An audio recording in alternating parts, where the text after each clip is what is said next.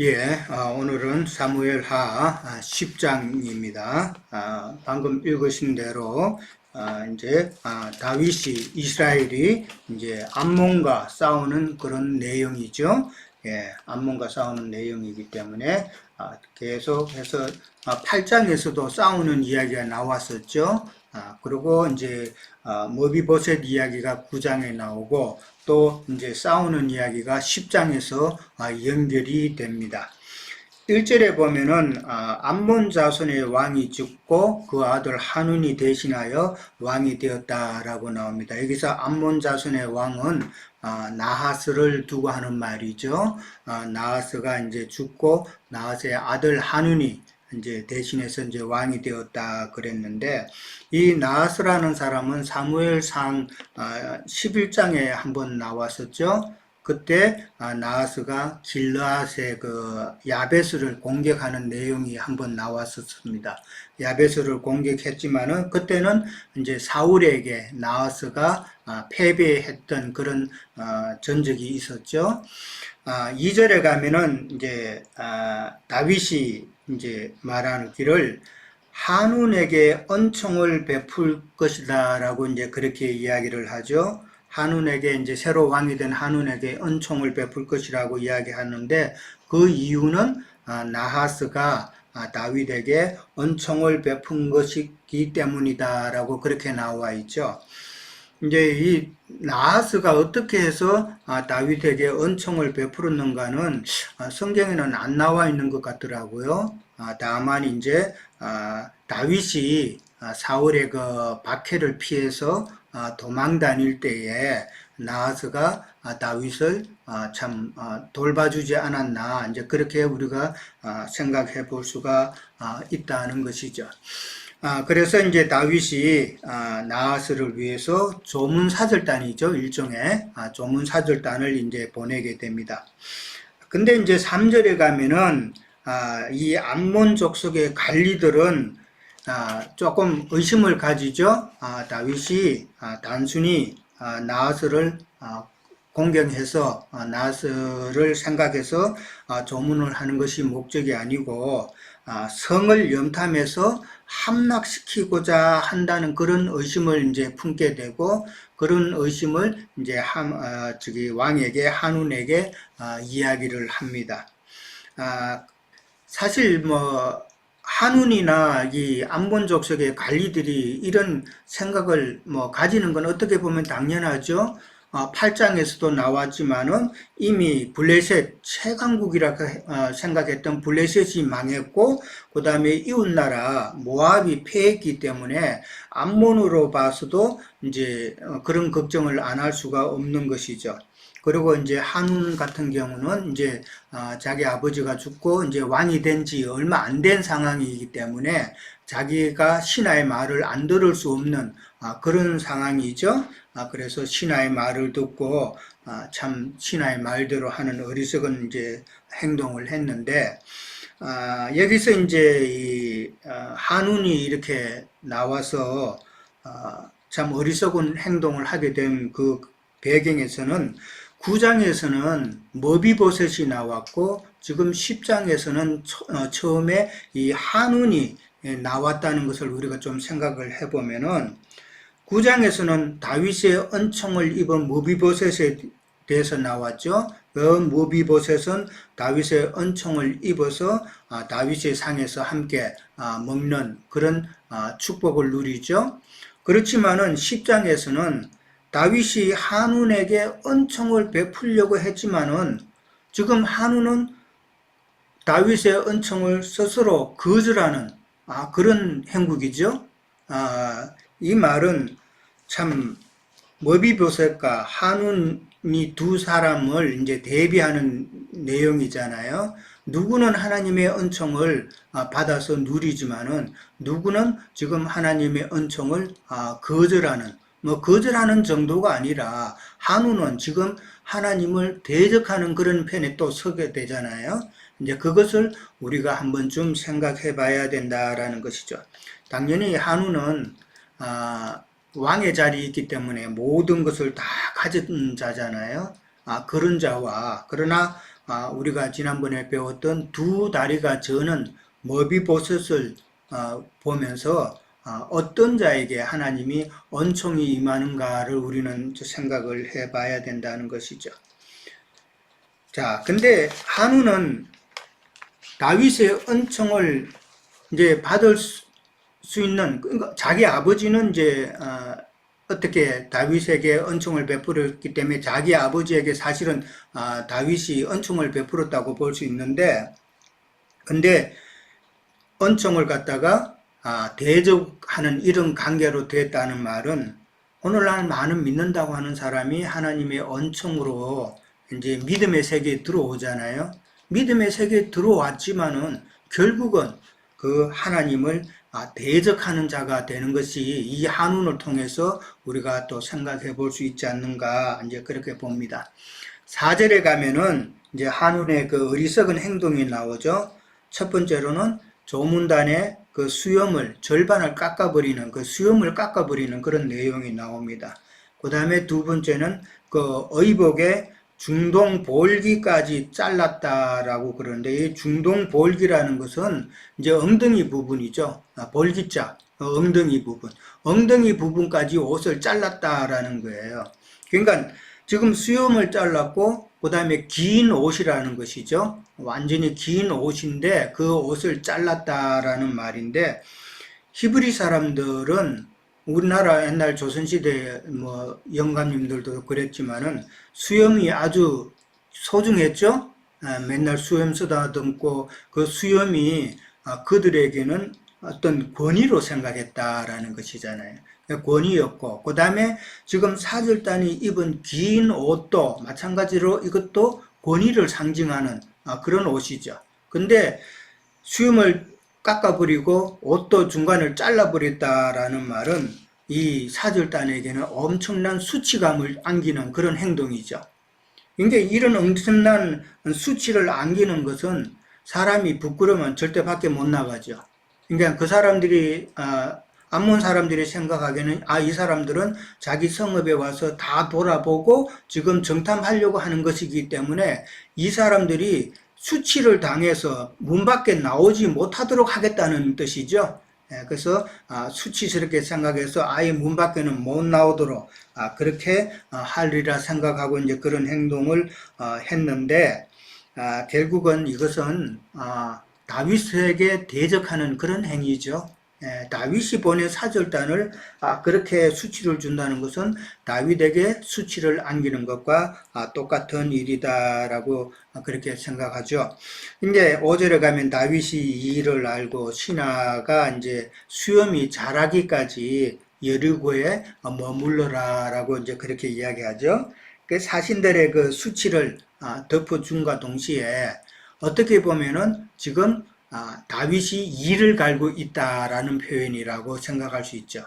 너희는 거기서 이제 수치를 당했으니까 오지 마. 일단은 거기 기다려 하면서 이제 다윗이 자기가 억울함을 이제 수치를 대갚아 주겠다라는 그런 의도가 있었다라는 것이죠. 6절에 가면 이제 이게 이제 한운이 또 눈치가 있어서 다윗의 마음을 알죠.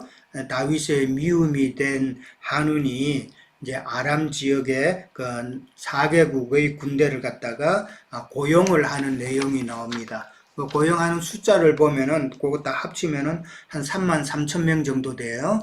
아주 많은 사람을 고용했는데, 이거는 이제 돈 주고 사는 군사들이기 때문에 용병이라고 그러죠. 근데 역대상 19장 6절에 보면은 이때 지금 33,000명을 고용한 용병 값이 은 1000달란트라고 그렇게 나옵니다. 우리가 기억하기도 달란트는 최고 그 비싼 그런 돈의 가치인데 은이 1000개라 그러니까 그 금액이 상당하다라는 것이죠. 예. 그 다음에 이제 그 아람 지역이 4개국이 이제 그 밑에 나옵니다. 벨홉, 아람, 사람. 그러니까 이 아람 지역은 통일된 그런 그 아람 나라가 아니라 다 아람 지역에 있는 흩어진 소국이 이제 4개의 나라가 있었다라고 보시면 될 것 같고, 참 그 사람들을 고용을 했는데, 이 암몬 족속이 이제 롯의 후손이면서도 참 그 아람 족속과 상당히 이게 가깝게 지냈다는 거, 그 다음에 이 3만 3천 명이라는 숫자를 공개했다라는 것은 어떻게 보면은 다윗의 군사보다도 더 많았다라는 그런 의미를 포함하는 내용이 아닌가 생각을 해봅니다. 이 말은 암몬 족속이 아람 족속과 가깝고 그 다음에 많은 숫자다라는 것은 세상의 모든 종교인들을 두고 하는 말이 아닌가.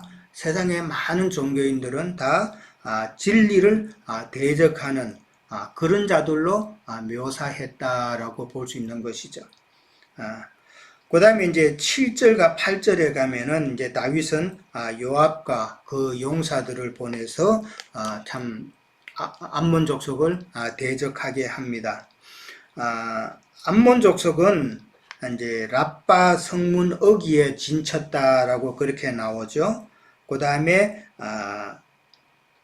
아람 네개국의 용병들은 따로 이제 덜에 있는 그런 상태입니다. 그러니까 성읍이 있고 그 성읍 바깥에 덜에다가 또 포진하는, 그러니까 두 군데서 지금 포진해 있다라고 보시면 될 것 같습니다.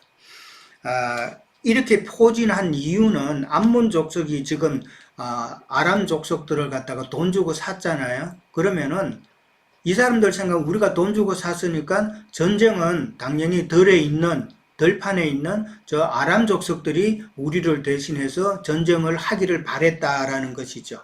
그리고 자기 암몬 족속은 성 안에서 이제 소극적으로 대비를 하는 그런 모양새입니다. 그러다가 이제 만약에 암몬 사람이 싸울 때 불리해지면은 자신들은 성 안에 들어가고 덜에 있는 아람 족속들이 대신 전쟁을 하게끔 하는 그런 상태죠. 근데 다윗이 요압과 그 용사들을 보냈다라고 이제 그렇게 바로 나옵니다. 여기서 우리가 한번 또 생각해 볼 수 있는 거는 늘 전쟁할 때마다 우리가 기억하기로도 다윗은 선지자들에게 하나님의 뜻을 물었죠. 전쟁할 때마다 하나님의 뜻을 늘 묻고 이제 거기에 따라서 실행을 했는데 지금 여기는 그런 내용이 없다는 거죠. 이만큼 지금 다윗은 자기의 자존심에 상처를 입었다라는 그런 뜻으로도 생각을 해볼 수가 있고, 그러니까 하나님의 뜻보다도 자기의 자존심이 상한 것이 지금 더 크다라는 그런 의미로 저는 좀 생각이 들더라고요. 그래서 하나님의 뜻을 묻지 않고 바로 이렇게 전쟁을 치르게 되었다라고 보는 것이죠. 그러니까 사실은 이제 이런 전쟁으로, 이제 암몬 족속과의 전쟁으로 인해서 나중에 이제 그 다음 장에 또 나오지만은 바세바 사건이 또 나오죠. 그렇게 해서 결국은 또 다윗이 책망받는 그런 것까지 이제 연결되는 것인데, 이게 바로 이 암몬 족속과의 전쟁에서 하나님의 뜻을 묻지 않은 것이 원인이 되지 않았나라고 생각도 해봅니다. 그 다음에 이제 9절에서 10절에 가면은 이제 요압이 이제 전략을 짜죠.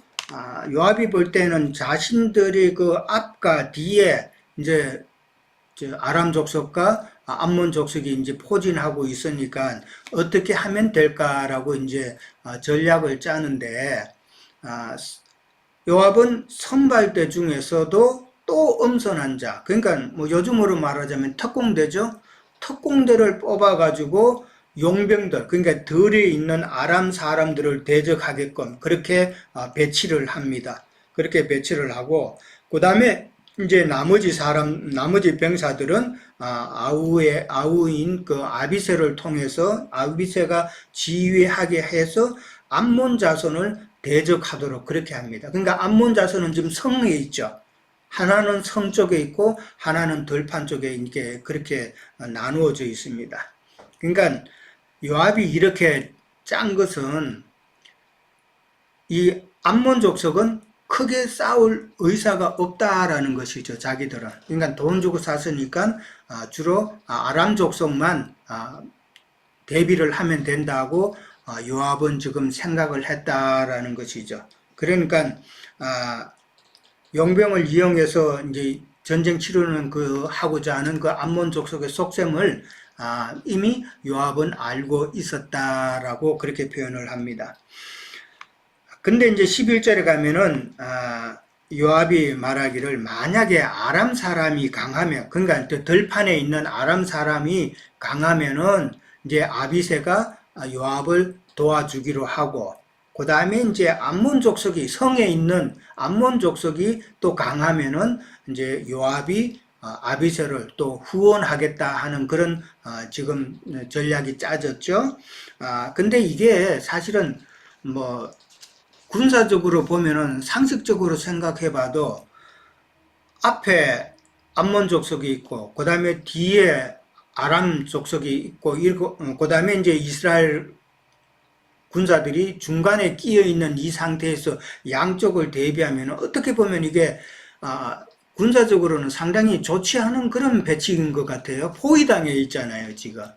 포위당한 상태인데 이걸 지금 요압이 참 부셨다라는 말은, 이 포위당한 이런 상태는 우리의 또 모습이 아닐까. 진리를 추구하는 우리는 세상 많은 그 비진리와에 포위되어 있는 그런 모습이다라는 것도 저는 또 한번 생각해 봤고요. 그런 상태에서 우리가 참 이기기는, 세상 눈으로 보게 되면은 이기기는 쉽지 않은 것 같아 보이지만, 왜냐하면 수가 적으니까. 그렇지만은, 그러나 요압을 통해서 그 전쟁에서 이기는 것을 보면은 우리가 거기에서 또한 깨달을 것이 있겠다라는 것이죠. 12절에 가면은 전쟁 전에 이제 지휘관이 사병들에게 참 사기를 진작시키는 말을 하듯이, 지금 요압도 이스라엘 백성들에게 사기를 진작시키는, 이제 충분히 이길 수 있다라는 그런 격려하는 말을 12절에서 하죠. 거기서 이제 하나님께서 선히 여기시는 대로 행하기를 원한다라는 말을 했습니다. 하나님께서 선히 여기시는 대로 행하시기를 원한다는 말은, 하나님의 백성, 하나님의 성읍은 하나님께서 지키신다라는 그런 격려의 말이죠. 하나님께서 다 알아서 하실 것이다. 그런 말을 하는 것다라는 것이죠. 그리고 이 전쟁은 하나님 나라를 지키기 위한 거룩한 전쟁임을 지금 요압은 이야기하고 있다라는 것이죠. 그러니까 하나님 나라를 위한 거룩한 전쟁이기에 하나님께서 함께 하실 것이다 라는 것을 지금 이야기하고 있다라고 보시면 됩니다.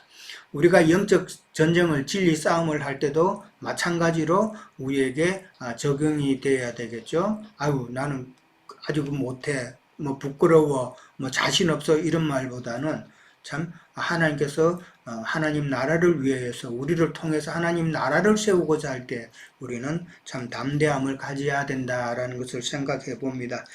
13절에 가면은 이제 요압의 군대가 아람 사람을 대항하여서 이제 나가니까 아람 사람들이 참 뭐 도망했다라고 그렇게 나옵니다. 뭐 싸웠다는 그런 말도 안 나오고 그냥 도망했다. 당연하죠. 이 말은 아람 사람들은 비록 돈 때문에 전쟁에 참여했지만은 자기들이 목숨을 걸고 싸울 이유는 없죠. 이거는 암몬 족속의 문제인데 아람 족속들이 목숨 걸고 싸울 이유는 없다라는 것이죠. 그러니까 요압의 특공대가 자신을 공격했단 말이에요. 요압의 특공대면은 암몬 족속을 대항해서 나가야 되는데 자기들한테로 오니까 지금 아람 족속들이 다 도망하는 그런 형국이다라는 것인데, 이 지금 아람 족속은 아까 용병이라고 그랬는데, 이 용병인 아람 족속은 오늘날 예수 믿으면 복 받는다고 하는 그 말에 예수 믿은 자들, 그것이 아닌가, 이제 그렇게 생각해 볼 수 있는 것이죠. 예수 믿으면 축복받고 자식도 잘 되고 기도하고 뭐 헌금하고 이러면은 다 잘 된다고 하는 그 말에 속아서 이제 예수 믿는데, 물론 그걸로 시작을 하긴 하죠. 근데 거기에만 젖어 있는 자들은 지금 아람 족속의 용병과 똑같은 위치다. 자신의 그 물질적인 축복을 바라고 신앙생활 하는 자들과, 그러나 진리를 추구하면서 진리를 사모하는 정말 용사들하고 싸움은 이건 지금 완전히 다르죠. 그것을 지금 표현을 하고 있다. 그러니까 세상 복을 바라고 종교 생활하는 자들과 하나님의 나라, 그리스도의 그 나라를 세우고자 하는 진리의 용사들과 이거는 엄청난 차이가 있다라는 것을 지금 이 구절에서 우리는 생각해 볼 수가 있다라는 것이죠. 아람 사람이 14절에 가면 도망하니까 암몬 자손도 성읍 안으로 쑥 들어간 상태죠. 도저히 싸울 그런 엄두가 안 난다라는 것이죠. 그러니까 이제 요압이 뭐 더 이상 싸울 상대가 없잖아요. 다 도망갔고 암몬 족속들은 성 안으로 들어갔고, 그러니까 요압이 암몬 자손을 떠나서 예루살렘으로 돌아왔다라고 그렇게 마지막에 또 표현합니다.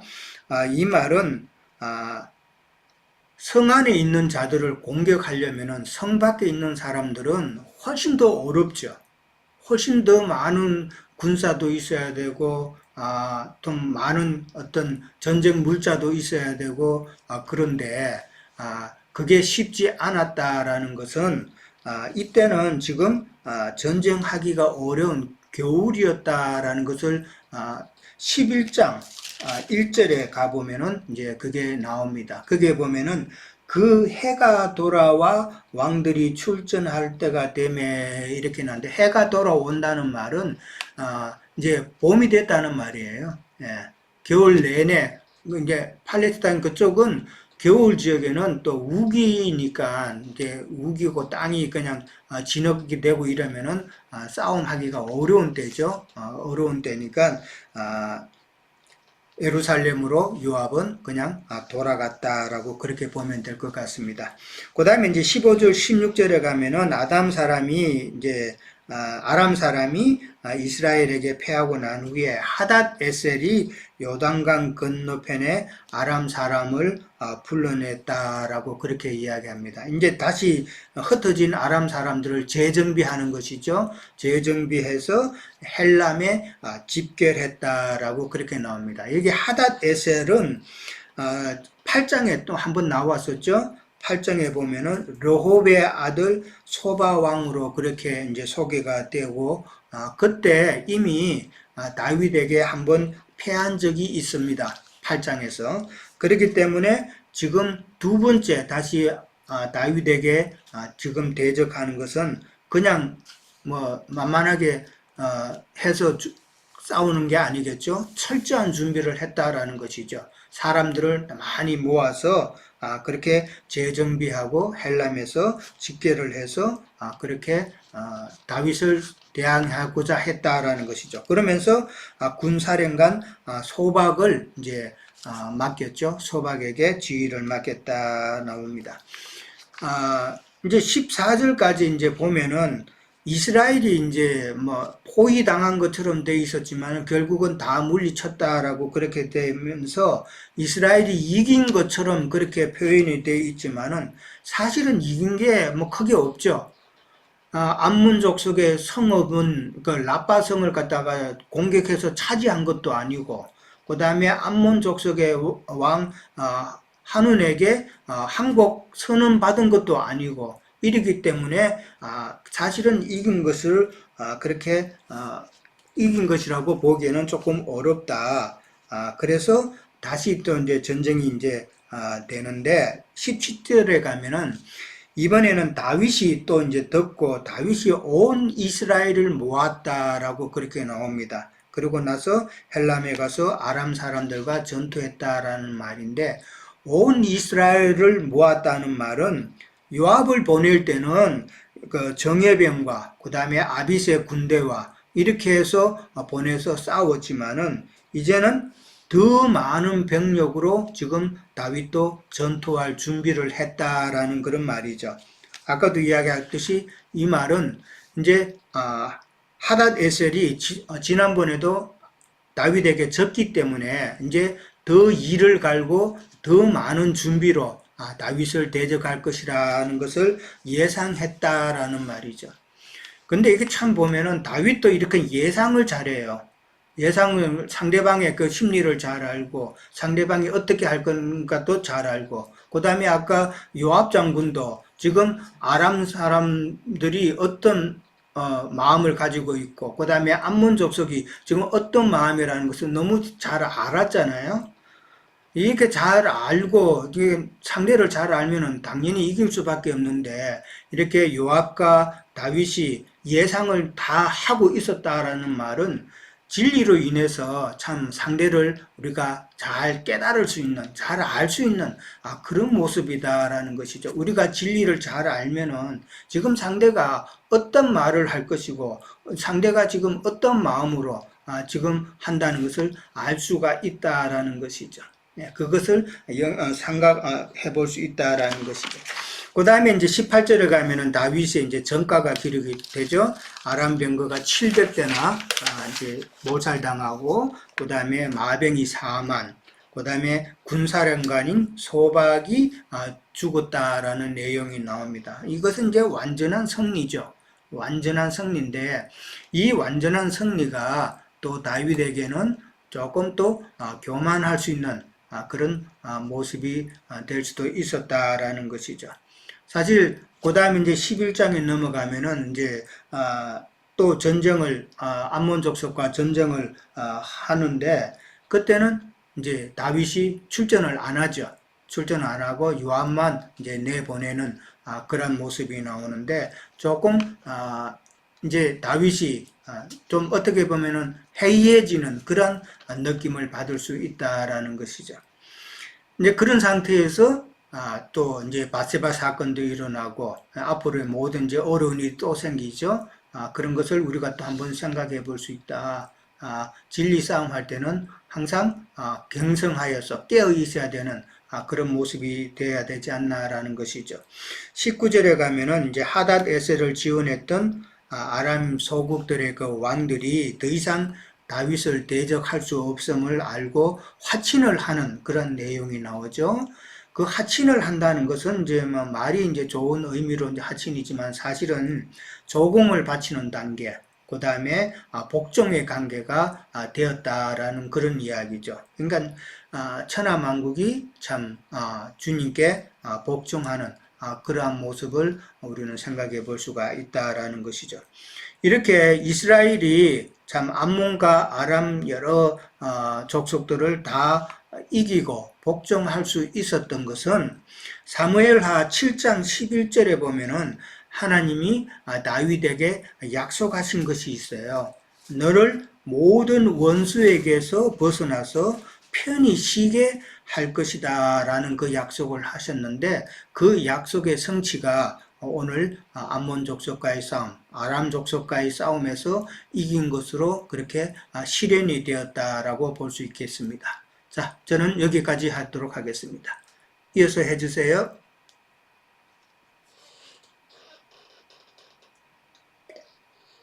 네. 좀 컨디션이 그 사무엘하 10장을 읽으면서 형제님의 오늘 그 증거를 들으면서 이렇게 많이 공감하고 또 상세하게 이렇게 나눔을 통해서 더 나아가는 이해가 있었습니다. 저는 이제 그 특히 암몬 자손 이렇게 하는 일에 대해서 증거되는 걸 보면서 우리가 암몬 자손 하면 뭐 모압과 암몬이죠. 롯의 두 딸을 통해서 큰 딸이 난 아들은 모압이고 작은 딸은 암몬이라 이렇게 했는데 이제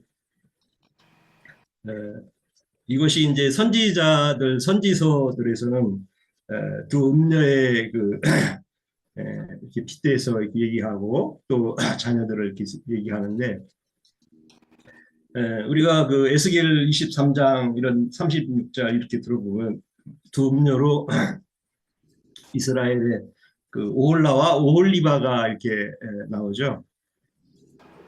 저는 그래서 오홀라와 오홀리바가 이스라엘 역사에 정말 그 사람들이 있었는가 하는 것을 찾아봐도 좀 없는 것 같아요. 그런데 에스겔은 이렇게 그래서 오홀라는 사마리아고 오홀리바는 예루살렘이다 이렇게 정의하고 있습니다. 근데 두 음녀가 이제 그 이방인족인 그 모압 쪽과 암몬족이죠. 그두 음녀로 또 이렇게 비유를 하는데 그 음녀의 자녀들이 이렇게 신앙 체계가 이방 체계에서 이렇게 이루어져 가는 것들이죠. 그렇게 보면은 에, 우리가 신앙 체계는 늘 어떤 이렇게 연결선상에서 이렇게 내려온다는 거죠. 그래서 뭐 형제님들 증거 중에 그 로마교는 큰 딸, 개신교는 작은 딸 이렇게 이제 비유를 하시고 그래서 기독교에 이렇게 자칭 유대인이라는 우리들로 이게 영성으로 그대로 이렇게 실현이 된다는 것이죠. 그런데 이제 이렇게 그 암몬 자손 그 한원이 다윗의 그런 그 은혜를 이렇게 하사해서 그 방백들을 보내서 이렇게 은총을 내리고자 하는데도 자기 땅을 침해하고 자기를 멸망할 거다 생각하는 그 첫 아담 정신에 있는 사람들의 그 정신으로는 이런 은혜와 은혜에 대한 것을 잊어버리고 사는 사람들이죠. 저는 그래서 거기서 우리가 볼 때 기독교인들도 은혜로 시작했다가 육체로 마친다 이렇게 이제 얘기를 하고 있는데 그런 경우가 이제 헤롯이죠. 우리 마태복음 이제 형제님 마태복음 앞으로 이제 해나가는데 헤롯이 동방의 박사들을 통해서 메시아가 왔다는 그렇게 이제 전가를 받고 오히려 자기 왕국 걱정을 하는 거죠. 헤롯이.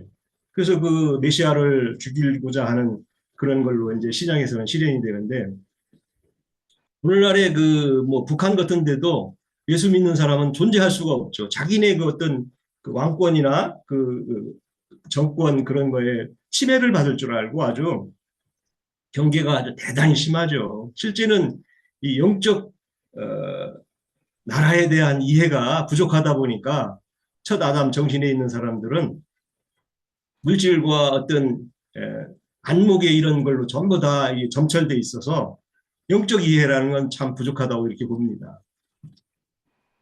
그래서 우리가 그 선지자들을 통해서 이해되는 이렇게 큰 틀의 이해가 성경을 보는 사람들에게는 열려야 정말 진리의 말을 전할 때 은혜의 복음을 전할 때 이게 그렇게 이해되고 그렇게 실현되는구나 하는 것들을 우리가 이해하고 눈이 열릴 수 있다고 봅니다. 그래서 저는 가끔 이제 기독교인들을 여기할 때 율법 시대에서는 그러면 구원이 없었냐 이제 이렇게 가끔 이렇게 나눠요. 율법 시대에서도 구원이 있었죠. 선지자 계열 소수의 계열로들은 이렇게 일반 사람들이 이해할 수 없는 이 선지자들을 통해서 하나님 말씀을 주셔서 그런 율법과 어떤 그 체계 안에서의 이해들을 바르게 하나님 말씀 안에서 계시를 통해서 이해해가지고 올바른 신앙생활을 했다는 것이죠. 오늘날도 마찬가지죠. 두 음료로 예표되는 기독교와 개신교 안에서도 하나님께서는 소수의 선지자 계열의 증인들을 세우셔가지고 다른 진리들로 이렇게 해서 전도를 하게 하시고 복음을 선포하게 하시는데 많은 사람들의 이 은혜를 한번 다른 은혜를 받은 사람들은 나눠보면 그런 그 초보의 도의 은혜만 있는 게 아니고 이제 더 나가는 은혜도 있다 이러면은 이제 주로 하는 얘기가 우리 지금 교단이 얼마고 또 뭐 우리 저번에는 침례교인이죠. 침례교인이 뭐 몇백만이고 막 이런 자기 그 사람 수를 자랑하죠. 오늘 여기 보면은 사람 수들을 막 내세워가지고 다윗을 대적하라고 이렇게 나오는데 똑같아요. 진리를 대적하는 것은 자기네 그런 이 세상의 세력을 가지고 이렇게 그것이 마치 진실인 것처럼 이렇게 이해를 하고 있어요. 그건 그거고 진리가 하나님 말씀 안에서 진리가 이게 맞느냐 틀리냐를 우리가 이걸 논하고 하나님 뜻이 어디 있는가를 우리가 분별해야지라 하면 그런 건 관심이 없대. 네?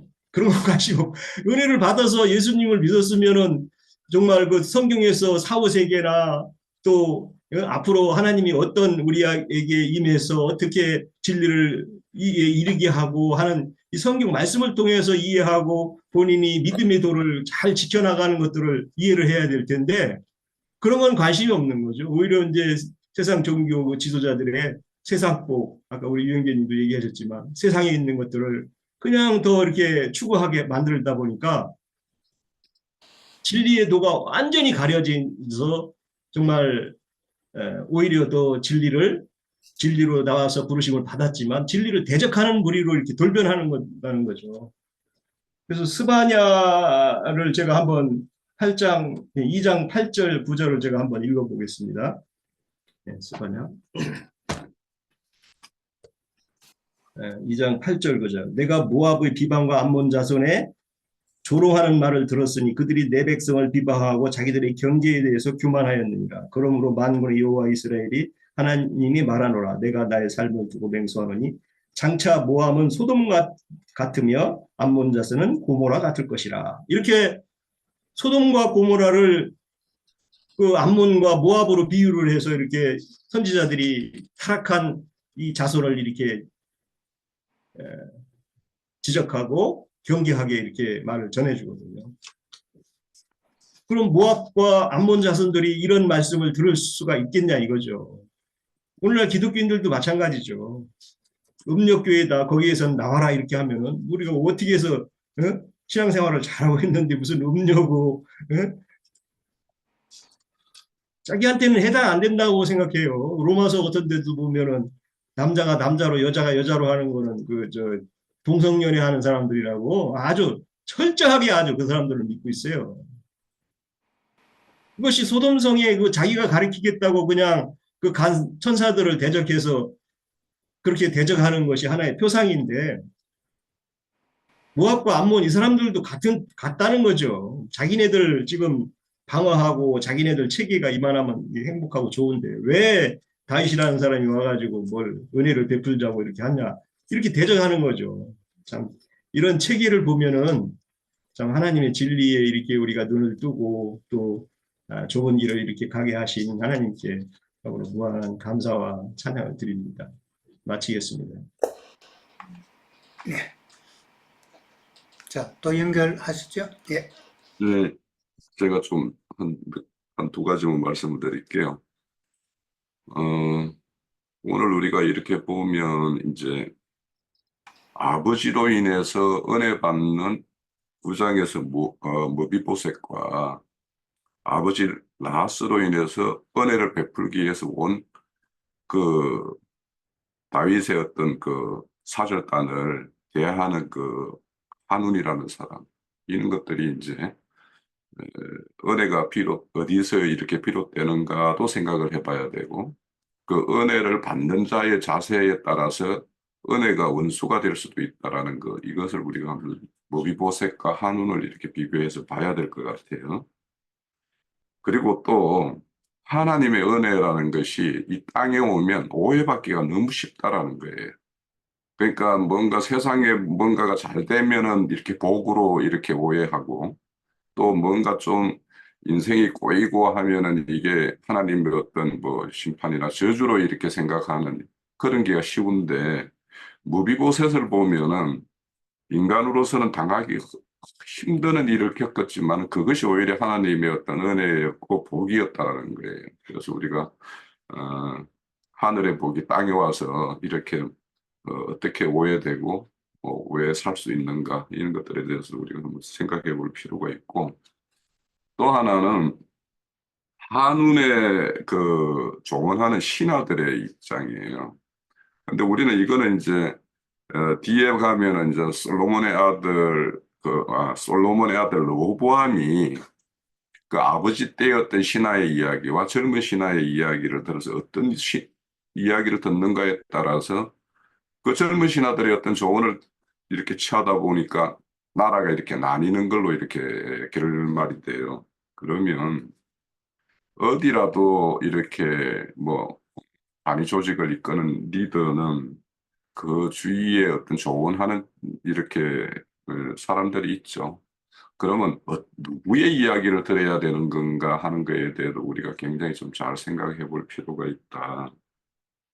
그래서 한운이나 한운의 어떤 신하의 어떤 그런 심경이 이렇게 조성이 되어 있으니까 이렇게 되었겠지만, 그래서 이제 우리가 어떤 말을 듣더라도 충언을 듣더라도 궁극적으로 무엇을 내 길을 긁어주고 내 마음에 그냥 이렇게 그런 소살거려서 그렇게 하는 어떤 충언이냐, 아니면 정말 어, 백성을 어떤 무리의 모든 사람들의 어떤 그런 평안을 위해서 이렇게 조언하는 건가, 이런 것들에 대해서도 좀 잘 한번 생각해 볼 필요가 있는 내용이죠. 오늘의 내용이라는 생각이 들고.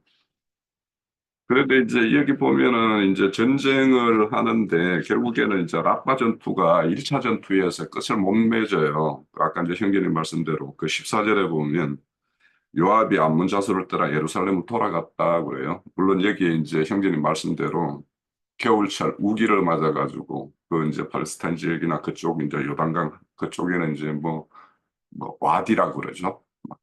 저기 비가 오면은 이제 완전히 그 진흙덩이가 되고 물이 빠지면 건기가 되면 돌덩이처럼 이렇게 단단해지는 어떤 그런 것 때문에. 근데 이제 저는 이제 이걸 보면서 이제 11장에 가면은 이제 2차 라빠 전투가 벌어지죠. 그런데 이제 여기 헬렘 전투에서는 다윗이 이제 출정을 해서 거기서 승리를 하는데, 이제 2차 라빠 전투에는 이제 이렇게 출전을 안 하고 있다가 바세바 사건이 나요. 그래서 이제 이 1차 전투와 2차 전투 사이에 이제 결국에는 이제 이런 바세바 사건이 일어나는데, 에, 이것도 하나님의 이제 어떤 뜻이겠죠. 그래서 우리가 만약에 1차 전쟁에서 암몬 자손들을 완전히 다 이렇게 멸절을 시켰다라면 2차 전투와 같은 어떤 그런 건 없었을 수도 있는데, 에, 여튼 그 당시의 어떤 그런 상황으로 보면 이게 표면적으로는 이렇게 뭐 이 조문단이 가서 조롱당함으로 인해 가지고 이렇게 전쟁이 이렇게 벌어진 것 같지만, 실상은 다윗이 그 8장에서부터 보면 주변 국가를 거의 승리로 계속해서 이제 이렇게 확장을 해가요. 그러면 주변 국가에서는 이제 다윗의 어떤 나라가 이렇게 팽창하는 것에 대해서 이게 이제 견제가 들어오겠죠. 그런데 이 전쟁을 할 때 보면은 항상 그 하나님 편과 그 반대편을 이렇게 보면은 꼭 5대 연합군이 이렇게 꾸려가지고 전쟁을 해요. 블레셋도 5대 도시 국가들이 이렇게 하듯이. 그것도 저 창세기 14장에 보면 그돌라움의 그 5대 연합군이 또 이제 뭐 이렇게 싸움을 하죠.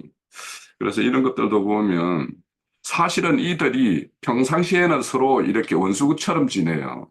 그런데 다윗이 이렇게 출전을 하니까 그들이 뭉쳐가지고 이렇게 단결해서 이렇게 함께 대적하는데, 이건 아마 그런 것 같아요. 그래서 오늘날 이제 우리나라 기독교계도 뭐 대표적으로 5대 종파가 있다고 그러는데, 이 5대 종파들의 어떤 그런 그 신앙 세계를 보면 하나로 이렇게 되기가 어려운데도 불구하고 자기들끼리 뭔가 이런 새로운 어떤 그 세력이 나와서 뭔가 하면 그냥 이단으로 이렇게 정죄하는 데는 다섯 교파가 그냥 하나같이 이렇게 단합해서 이렇게 하는 걸 봐요. 그래서 이런 것들을 보면 하나님의 어떤 대적자들은 그와 같이 이렇게 어, 어떤 필요에 따라서 잘 동맹도 하고 그렇게 해서 대적을 하는 것들을 우리가 보면, 우리의 어떤 전쟁, 여기에 보면 이제 또 군대를 2개 대대로 편성해가지고 전쟁을 해요. 그래서 그것도 보면 이제 암몬이라고 우리가 그저께 이제 창세기 19장 볼 때 육으로 행하는 자들의 어떤 신앙 세계를 이제 그 롯의 어떤 신앙이었다라고 그렇게 우리가 이제 이야기를 했었는데, 그의 어떤 후손인 모압과 암몬이라는 어떤 그들에 대한 어떤 싸움의 어떤 방식과 아주 이방인이라고 생각하는 자들의 어떤 싸움과, 이거는 이제 우리가 잘 구분해서 그들을 이제 상대하고 대적해야 될 어떤 그런 내용들을 좀 보여주는 것 같다, 이런 생각을 했습니다. 네. 자, 또 다른 지체분들 계세요? 네. 어때, 장로 형제님 마무리 하시겠습니까?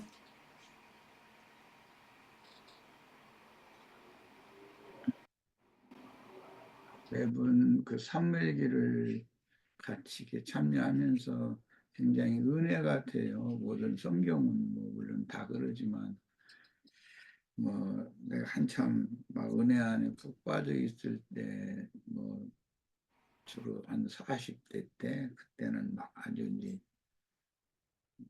거의 잠을 자지 않고 계속 성경만 이제 읽고, 이제 그래도 또 피곤한 걸 몰랐고 잠도 안 왔고 그 이튿날 멀쩡하게 일어나서 그 뭐 힘든 일을 하러 다니는 중인데도 가서 일 다 하고 오고, 그랬던 걸 생각해 보면서, 이야, 참 하나님께서 사람을 길들이는 것은 그 방법이 참 기묘하시다. 이제 이런 것을 참 요즘에는 이제 또 이제 과거를 돌아보면서 하나님의 은혜가 과연 어떤가 이런 걸 참 많이 생각하게 되는데, 예, 오늘은 이제 우리 형제님들이 그 나하스의 그 둘째 아들 그 소비에 관한 말은 이제 안 했어요. 그런데 그게 사무엘하 17장에 보면 밧세바 사건이 연결이 되어져서 사랑하는 아들 압살롬에게 다윗이 무반을 당하게 되고, 이제 그 요단을 건너서 몽진을 해야 되는 다급한 이제 상황에 처해지게 되는 그런 다윗의 인생사로 이제 전개가 되고, 그 17장 27절로 29절 사이에 보면 나하스의 아들 소비라고 하는, 그러니까 한운, 오늘 말한 한운의 동생이겠죠. 그 사람이 그 다급한 처지에 위경에 처해 있는 다윗과 다윗을 따르는 자들을 위해서 식물을 갖다 공개를 하면서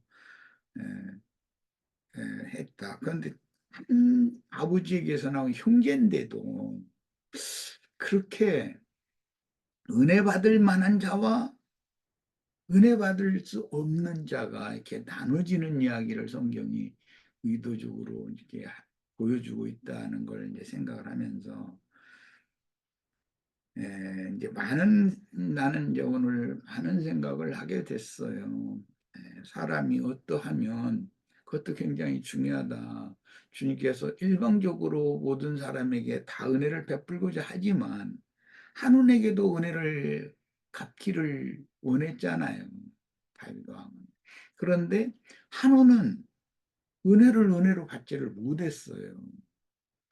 그런 거를 보면서 다윗은 은혜를 아는 사람이었고, 그, 그 사울, 자기 장인이면서 이제 선왕인데 그 왕의 그 핍박을 피해서 피난살이를 하고 다닐 때 그 암몬 족속의 왕이었던 나하스는, 물론 사울 왕은 암몬 족속을 적대시하고 공격을 계속했기 때문에 나하스는 사울 편을 드는 게 아니라 사울에게 쫓겨다니는 다윗을 편을 들은 것이죠. 그때 당시 상황으로 보자면. 그렇지만 다윗은 자기가 그렇게 위급할 때 자기를 도왔던 그런 사람들을 생각해 가면서 은혜로 갚으려고 한다는 걸 보면 다윗의 사람됨을 벌써 우리는 알 수 있잖아요.